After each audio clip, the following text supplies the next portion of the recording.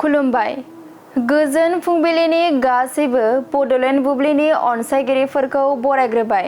दिनै 26 मार्च बुधबारनि फानजामुथिखौ फरायथिनो लादों आं भाग्यश्री बसुमतारिया।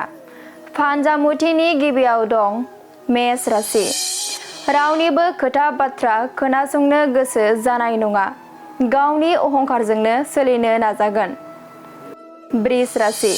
नोंथांनि साननाय बादि खामानिया मोनसेबो जाफुंनाय नङा। असान्थिजोंनो साना बारलांगोन। मिथुन राशि। थांखिखौ होसोनायाव गिदिर जेंना सोमजिनो हागौ। नोंथाङा गोबां दुखु सहायनो गोनां जागोन। कर्कट राशि। गोनांथार खामानिनि थाखाय सोरजोंबा जगाजग खालामनांगोन। दसेबो जिरायनो सम गैयै जागोन। सिंह राशि। नंखाय बाथ्रानि थाखायनो समाजाव गाज्रि मुं गोसारनो हागौ। गुबुना गाज्रि नोजोरजों नायगोन। कन्या राशि। जानाय लोंनायाव सांग्रां जाना थानाया गाहाम जागोन।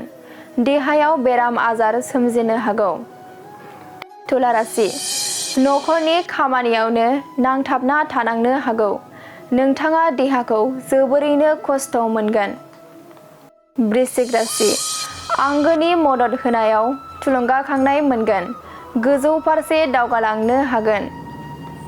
धनु राशि। मावनो लानाय खामानियाव हेंथा सोमजिगोन। खामानिफोरखौ जाफुंहोनो गोब्राब जागोन। मकर राशि। गोबावनिफ्रायनो नांथाना थानाय जेंनाफोरा जोबस्रांलांनो हागौ। गोसोखौ सान्थि मोनगोन। कुम्भ राशि। हरखाब गावनि लोगोजों नागारना थांजानो हागौ। दुखुजोंनो गोसोआ खामग्लिगोन। मीन राशि। नोंथाङा सोलोंथाइ लानायाव गोजौ फारसे जौगालांगोन। नखराव खुसिजोंनो साग्लोबसारगोन। दिनै सानसेनि राशि फरायथिनायाबो एसेनोसै। आसा खालामो नोंथांनि दिनैनि साना मोजाङै मोजां थांगोन बेखौ बड'लेण्ड बुब्लि नखरनिफ्राय मिजिंथिबाय। गोजोन्थों। मोनसे फोसावथाय दतमा इउएन एकाडेमि फरायसालिया लानानै फैदों बेसेन नाङै मुं थिसननाय।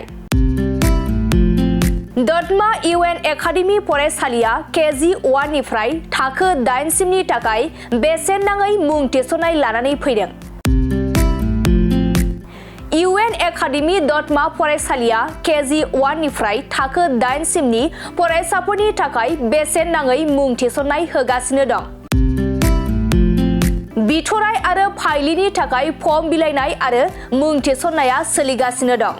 बे बेसेन नाङै मुं थिसननाया मार्च दाननि 31 अक्ट'आव जोबथा सान आरो हिनजावसा आरो हौवासाफोरनि थाखाय हस्टेलनि फेसिलिटिसबो दं। नोंथाङाबो नोंथांनि गथ'खौ दतमा इउएन एकाडेमि फरायसालियाव बेसेन होआजासे मुं थिसननो सानदोंब्ला 31 मार्चनि सिगां मुं थिसननो हागोन। नोंथाङा आबुङै मिथिनो थाखाय 7002660387 नङाब्ला 9365913183 नैबे जानबुं नम्बराव कल खालामना खौरां लाहरनो हागोन।